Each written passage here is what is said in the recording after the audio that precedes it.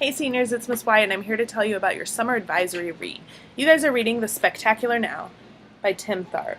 It's a story of a kid named Sutter Keeley who's a drunk. This book actually makes me a little uncomfortable. Sutter Keeley's not the best character in the world. He's a little bit of a misogynist, he has really no goals in his life, and all he is concerned about is the spectacular now. Instead of giving too much away, I'm actually going to read you a section from the book. The truth is, I am God's own drunk. In case you haven't heard it, that's a Jimmy Buffett song, God's Own Drunk. It's about this dude who gets so wasted he falls in love with the world in its entirety. He's in harmony with nature. Nothing scares him, not even the most dangerous of things, like a gigantic whiskey-still-thieving Kodiak bear. My father, my real father, not Geach, my stupid stepfather, he loved Jimmy Buffett, loved him. Margaritaville, Livingston Saturday Night, Defying Gravity, The Wino and I Know, Why Don't We Get Drunk and Screw? My dad wore those songs out. I still feel good any time I hear one. In fact, the first time I ever had a drink of alcohol, I was with my father. This was before the divorce, so I couldn't have been but 6 years old.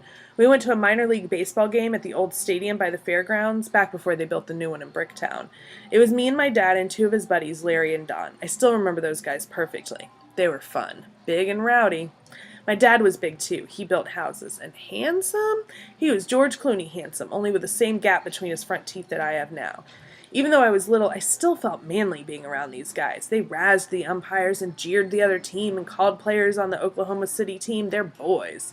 And they held tall, cold beers. Man, did I want to drink that beer. I wanted to drink beer and stand up on the seat and holler at the top of my lungs.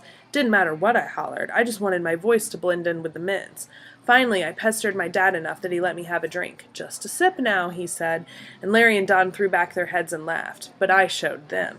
I chugged down about half the cup before Dad pried it away from me.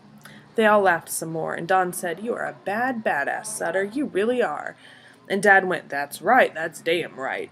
You're my badass boy." And he squeezed my shoulder and I leaned into him. I can't say that I got drunk, but I sure did feel warm.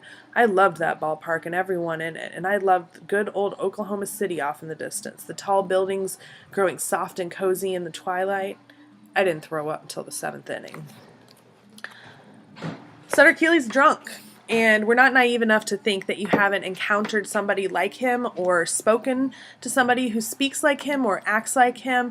And we hope that this book will provide some really great discussions for the fall. Enjoy.